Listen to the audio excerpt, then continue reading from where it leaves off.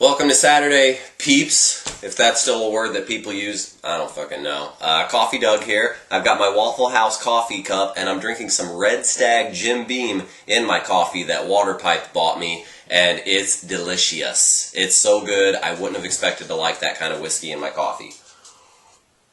Very cherry. This week, I will be reviewing Tales from the Crypt, Season 4. I do appreciate all of you that comment on these videos and watch, and I've been trying to write you back, and I've been having a lot of fun with the Tales from the Crypts, my girlfriend and I, and we're a little bit past Season 4, but that's the one I'm getting to reviewing now. It is 14 episodes. It aired in the summer of '92 on HBO, which, by the by, I've been hearing a lot of talk on the internet about a brand new series. There are more writers signing on and directors, and obviously they'll have to sell the pilot or whatever they do to get a show going, but there are a lot of people that are already involved, so that's a good sign. 14 episodes. Overall, it's a pretty decent season. You get some duds in there. I'm only going to talk about just a few, like I always do, because I don't want to eat up your whole morning, afternoon, or evening whenever you're watching this. Real quick, first episode, None But the Lonely Heart. It stars Tom Hanks, and it is directed by him. So that's one that you definitely really need to watch. It's got a basic formula. There is a guy who tries to trick these widows, older ladies, into marrying him so he can get their money when they die off, and a lot of times they die off by mysterious circumstances. So it's that same kind of cheesy plot that you've seen a million times, but there are other things that work as he's going through some of these widows, and it kind of comes back to bite him in the butt. The main guy is played by Treat Williams, who was, I think Pancake and I went on a rant about in one of our reviews of The Substitute, part 2 or 3 or something, but it's that guy. Tom Hanks does a good job of directing in this one, and it's surprising. He's got just a small role, but it's surprising to see him do this at that time frame, because that's when he was getting into like some serious films and mainly just kind of coming out of his comedy phase, I'm pretty sure. You just don't think of him as any kind of horror, so it was good to see him do that. The second one I really liked was the third episode. It's called On a Dead Man's Chest. Directed, what was that guy's name? William Friedkin. He is the guy that directed The Exorcist. So that's huge to have that director on it. Cool story. There's a band, and they're like a rock band, and I think in the episode they're called Exorcist, if I remember right, which is kind of funny. But the lead singer is in a fight with like the bass player or whatever, because the bass player just married a girl, so it's kind of like the Yoko factor, you know, with the Beatles. There's this new girl, and she's kind of breaking up the band. She's played by Tia Carrera from Wayne's World. A lot of you know who that is. I can't remember her name in that movie for some reason.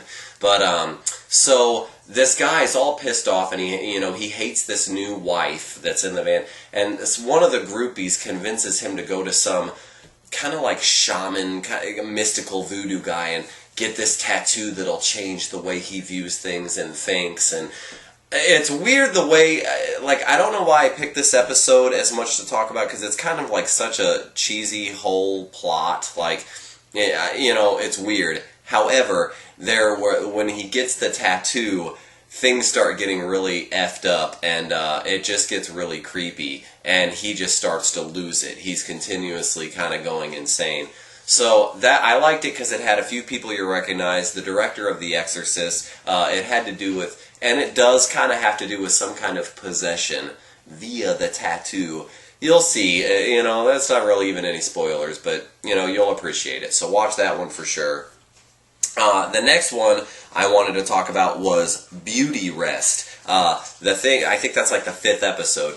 The thing I liked about that, it's got some big name chicks from the 80s that you'll recognize, or 90s. Mimi Rogers, Jennifer Rubin, Kathy Ireland. Jennifer Rubin is the girl who played the badass chick in Nightmare on Elm Street 3 Dream Warrior. She's got like the mohawk, and she was in the movie The Crush with Alicia Silverstone. I always liked that chick, and I always thought she was a good actress, and I don't think she did enough, in my opinion. I think she could have been in a lot of shit that she was real good in the movies that I saw her in.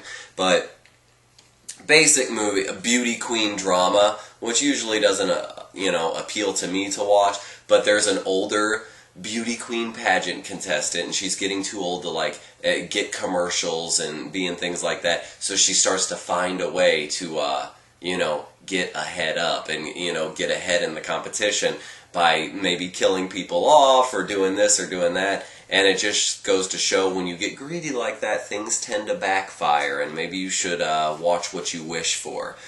She gets herself, she basically watch what you wish for. She's really trying to get into some competitions that she doesn't know what they're really about. So, some good gore in it and some good makeup, and it was just a good episode overall.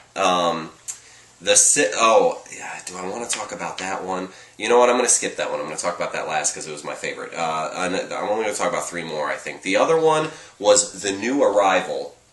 That was the 7th episode. It has the lady from Poltergeist, Caroline, the short lady, Zelda Rubenstein, is that her name? Zelda Rubenstein. It is the story of a child psychologist, and he hears, I think he takes his assistant, and he finds out that this lady is having a lot of trouble with her child. So, of course, they go to the house, and they get into the house, and it's an old, creepy house, and this older lady, Zelda Rubenstein, has been there with her kid forever, and they're kind of shut-ins to the rest of their world, and he's trying to, talk to the mom, and creepy shit's happening in the house because the kid's kind of going psycho upstairs, and that's all you really need to know. It's just really, really, it just gets your nerves, gives you goosebumps. She does a great job in the role. That chick was always weird in anything I saw her. She's got that voice and those eyes, and then the guy playing the psychologist does a good job of just thinking he can figure it out because he's been trained. But when you get into some of those crazy, homicidal, even somewhat supernatural type people that do weird shit, no amount of training in the world is going to help you. So that one was a good one to watch. Showdown, I don't want to talk too much about that. It's the 8th episode, and it felt very different to me.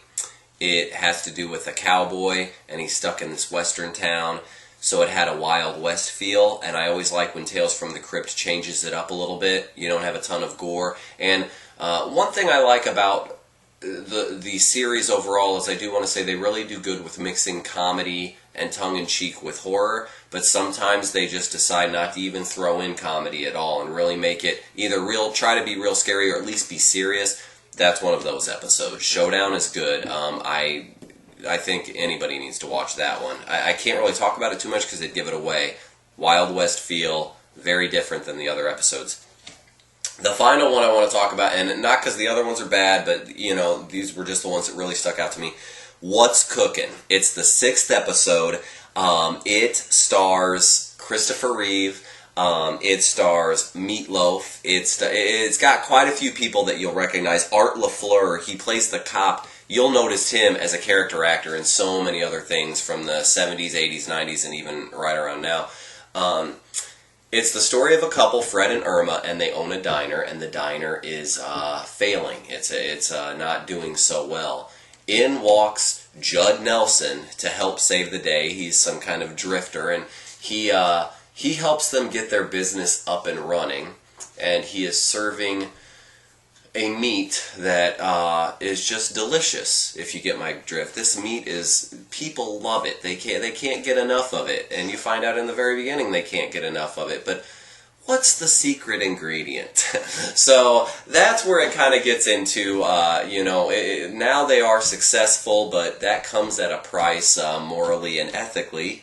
And the acting, awesome. Christopher Reeves was really good. I just really enjoyed seeing him in this role. Kind of weird to not, because of course everybody's seen him as Superman and some other things, but I just didn't expect to see him, and it just got into a lot of fun issues, and it had things that I didn't expect, twist in the end, and it's an overall perfect. If I were going to tell somebody to watch the show to base it, to judge the whole series, if whether they want to start it or not, I would say watch What's Cookin'. That's a perfect Tales from the Crypt episode. One thing that I found out is that you can get on YouTube a lot of times and type these in and get to see a whole episode, and that would kind of help you judge whether you want to invest in getting the whole series and watching them all. You know, I recommend, if you can find it somewhere, sometimes people say it's hard to find on sale or whatever, you know, try to find it online and see if you like it, just to, you know, see if it's your taste or not. And let me know what you think. As always, I enjoy your comments, and until next Saturday, Coffee Doug.